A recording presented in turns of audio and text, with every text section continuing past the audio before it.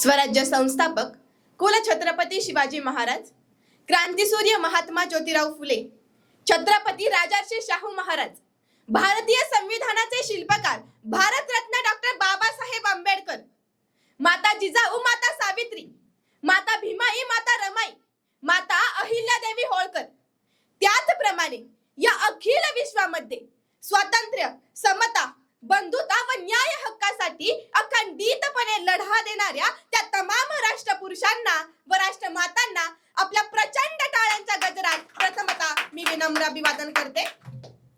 आज या ठिकाणी दीपस्तंभ भाषण क्लासच्या निमित्ताने विचार मंचावर उपस्थित अध्यक्ष, दीपस्तंभ भाषण क्लासचे संस्थापक अध्यक्ष रवींद्रजी पवार सर, दीपस्तंभाच्या संचालिका सबुरीताई पवार, तसेच विचार मंचावरील उपस्थित सर्वच इतर मान्यवर, उपस्थित बंधू भगिनी आणि मित्रजन हो, मी आर्या विजय खंडागळे विषय सादर करते वृक्षारोपण काळाची गरज।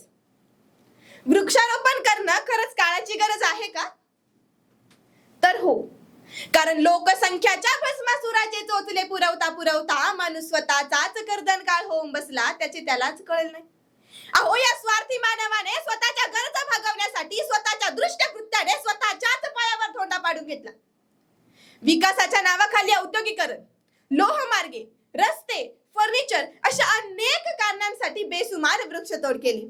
त्या बेसुमार वृक्षतोडींमुळे आज झाडे कमी झाले, पावसाचे प्रमाण कमी झाले, जमिनीतील पाण्याची पातळी खाली गेली, ओझोन वायूचा थर कमी होऊन पृथ्वीवरील तापमानाची वाढ होत गेली आणि याच ग्लोबल वॉर्मिंग मुळे ध्रुवीय प्रदेशातील बर्फ वितळून आज समुद्रातील पाण्याची पातळी वाढण्याची शक्यता आहे। आणि हे जर असेच चालू राहिले तर आज दिमाखात दिसणारी समुद्रकाठची सुंदर शहरे पाण्याखाली जाण्याची शक्यता आहे। अहो, वृक्षतोडीचा दुष्परिणाम म्हणजे डोंगरी परिसरातील वस्तीत आणि शहरी भागातही आता वन्य प्राण्यांचे हल्ले सुरू झालेत।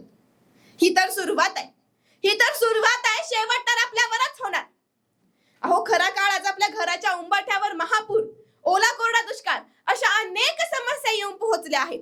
जर त्यांनी उंबरठा ओलांडून घरात प्रवेश केला तर तो उद्ध्वस्त झालेला माणूस, हा उद्ध्वस्त झालेला माणूस वसुंधरेच्या शोधात तिथेच शेवटचा श्वास घेईल। ही भीती नव्हे तर वास्तव आहे। अहो, आंबेगाव तालुक्यातील माळिंगाव डोंगराखाली गेलं, रडायलाही माणूस उरला नाही। कोल्हापुराच्या महापुरातही अनेकांनी शेवटचा श्वास घेतला। आज त्यांच्यावर वेळ आली, आज ना उद्या ती वेळ आपल्यावरही काय येणार नाही। ते जरी जात्यात असले तरी आपण सुपात आहोत हे लक्षात ठेवा। जे झाड आपल्याला मुळापासून तर शेंडापर्यंत कल्पवृक्षाप्रमाणे कामी येतं, कुठल्याही प्रकारचा एकही पैसा न घेता लाखो रुपयांचं ऑक्सिजन पुरवतं, त्यांच्याच मुळांवर आपण गाव घालतो। अहो, एकीकडे साऱ्या जगाचा पैसा एकत्र केला तर 6 महिने पुरेल इतकं ऑक्सिजन आपण तयार करू शकत नाही आणि तासभर ऑक्सिजन देऊन डॉक्टर आपल्याला जीवदान देतात, आपण त्यांना देव मानतो, पण आयुष्यभर ऑक्सिजन देणाऱ्या झाडांची मात्र आम्ही कत्तल करतो।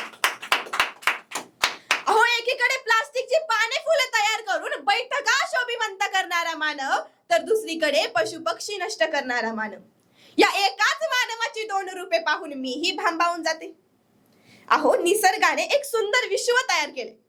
विचार करा, ही सुंदर धरणी जशी आपली आहे तशीच पशु पक्षी यांचीही आहे आणि जीवोत्स जीवनम या न्यायाप्रमाणे त्यांचे अस्तित्वही महत्वाचे।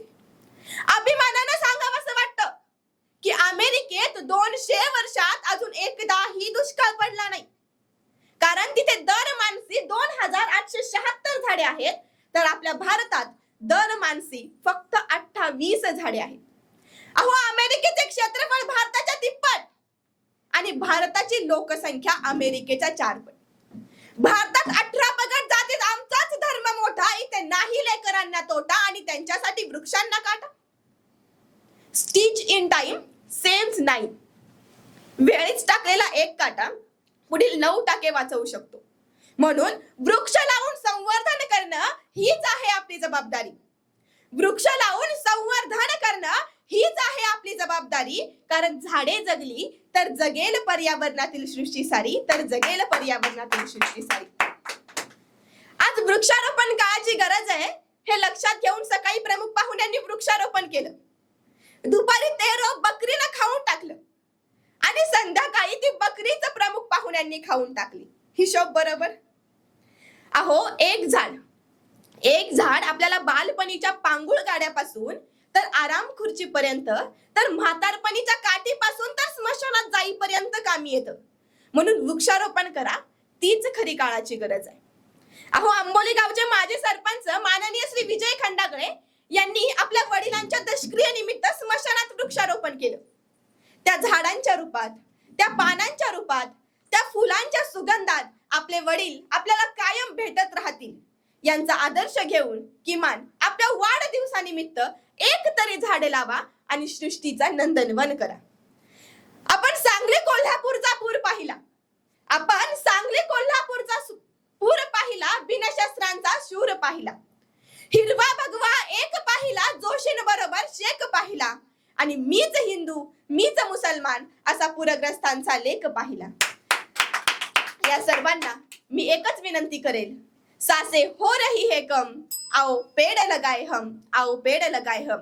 करूया वृक्षारोपण, फुलवूया नंदनवन. धन्यवाद. जय हिंद, जय महाराष्ट्र, जय शिवराय.